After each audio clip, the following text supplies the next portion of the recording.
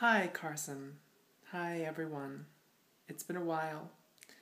I am trying something new tonight, doing something different because why not? I I've been thinking about your video, Carson. I watched it tonight and posed some interesting questions about sex and love and relationships. And this stuff has been on my mind a lot lately. Thought it was a good time to share what's on my mind. I I feel like I'm deep in the process of figuring out my own philosophy when it comes to sex, love, and relationships. I don't feel like I've had that many relationships. I had a relationship that lasted a few years with a woman and was heading toward marriage, and that ended right as I began my transition. Um, and that relationship was a really big learning experience for me because I think I experienced some of what you're talking about, which is to say that at the beginning of the relationship, it was very passionate, full of physicality, at least as much as I was able, as much as I was capable of.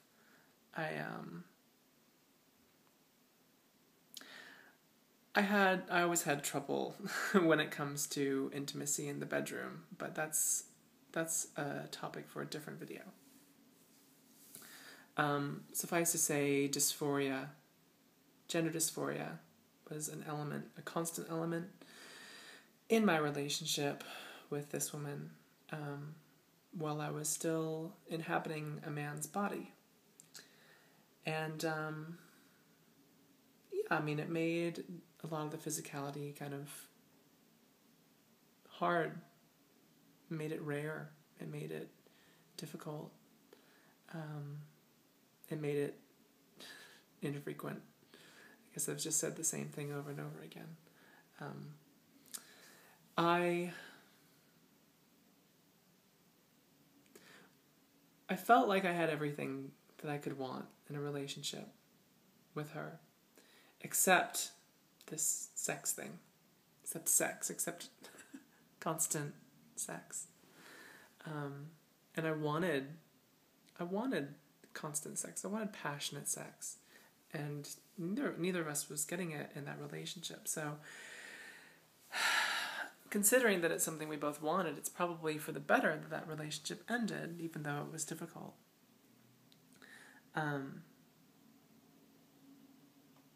But I did feel to a point that, this relationship, it was everything I wanted. This love that I had with her was everything that I wanted, everything that I thought that I wanted. And it still didn't work out, and it still ended up breaking my heart in a lot of ways. And it broke my heart in a way that has kind of stayed with me for a long time. So it's only been really recently, I have to admit, 4 years later, that I'm starting to feel at peace with the end of that relationship. It's a long time. I mean, it's basically as long as we were together. We've been apart as long as we were together, and only now is it sort of sinking in, and am I accepting and making peace with everything that happened. And it's complicated, and I won't go into all the details here, but let me try to swing it around back to your topic, to answering your question. So that leads me to where I am today, which is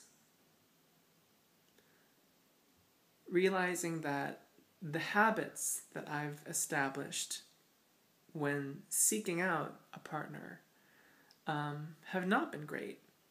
That I've really been trying to complete myself with somebody else. And it's ended up poorly. It's ended up me getting attached to people that I don't think were really attached to me back.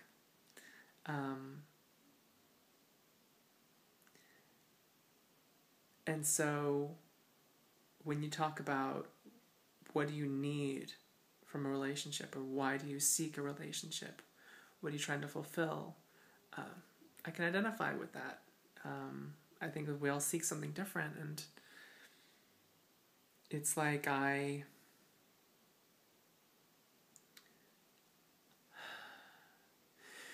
it comes back to the issue of self-love.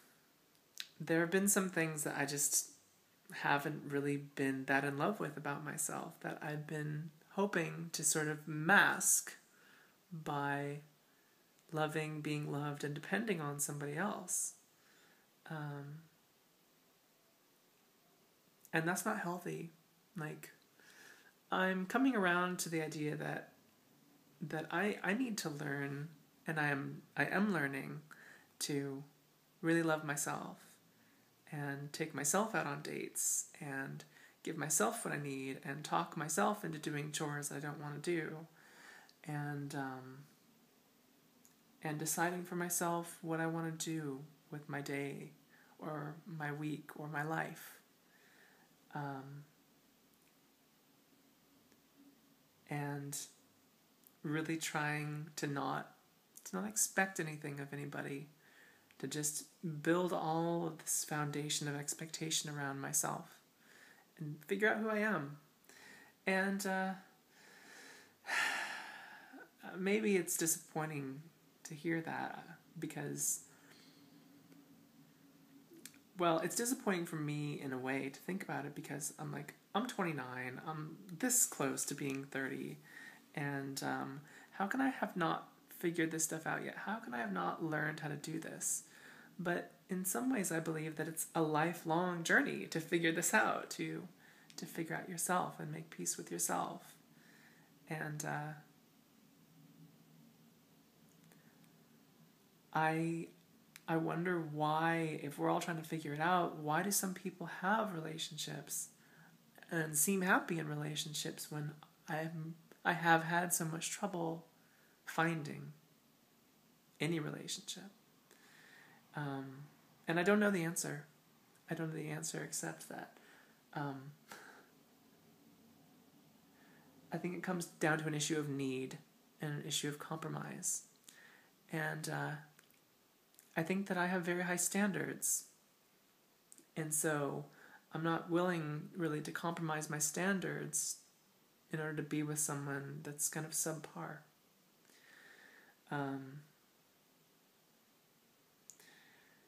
And there's another thing too. There's another thing, which is that I'm really learning that there's a difference between sex and love, and that you can have one without the other. And there are different kinds of love, and there are definitely different kinds of sex. So I've been reading this book called Opening Up, and it's all about open relationships. And it talks about something I really identify with, which is that we've been trained in our culture to have this expectation that one person is going to be able to satisfy everything for us. You know, it's the person you marry, right? And that's a lot of expectations to put on one person.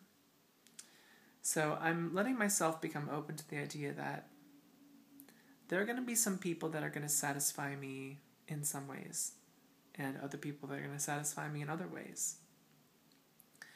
And that the needs that I have to love and be loved might not come from a person that I would call my partner.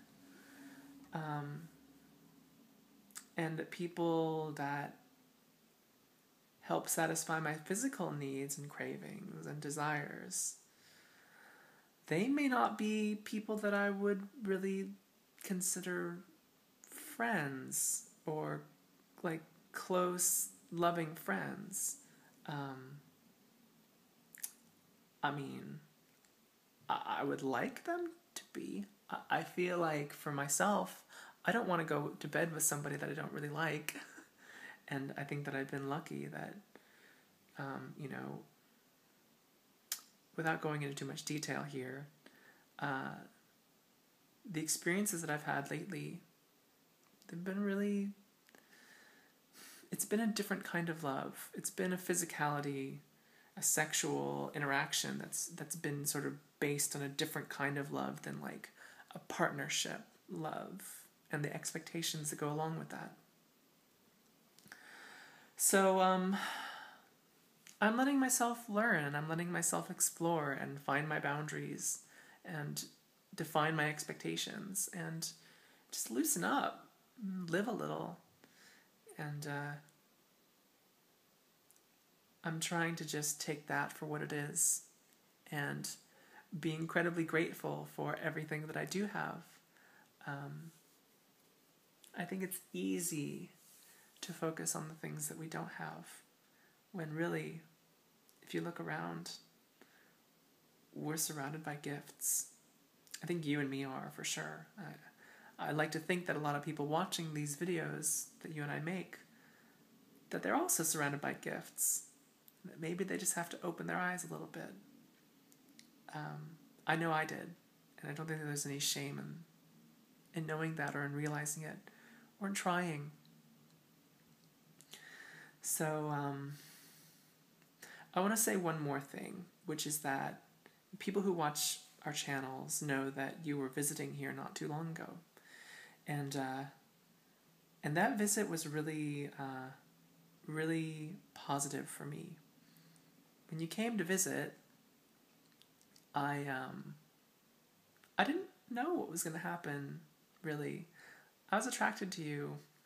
Hello, Internet. I'm telling you all that I was attracted to my friend Carson. And I didn't know if anything was going to come of it.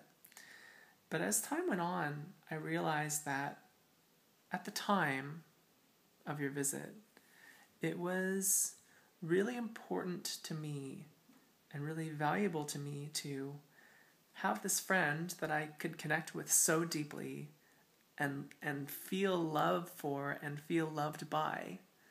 Because I do feel like there's a love between you and I, Carson. It was really important for me to have that with a friend and not feel like I needed to let it become something sexual. So it was really great, actually. And so thank you. You know, I guess that's all I have to say. I'm getting shy. I don't know what'll happen the next time we see each other. And I'm definitely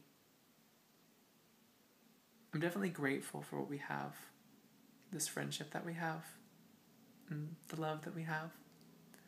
And if that's all it ever is, then fuck, man, that's pretty great. It's pretty great in my opinion, so thank you. And I'll see you next time.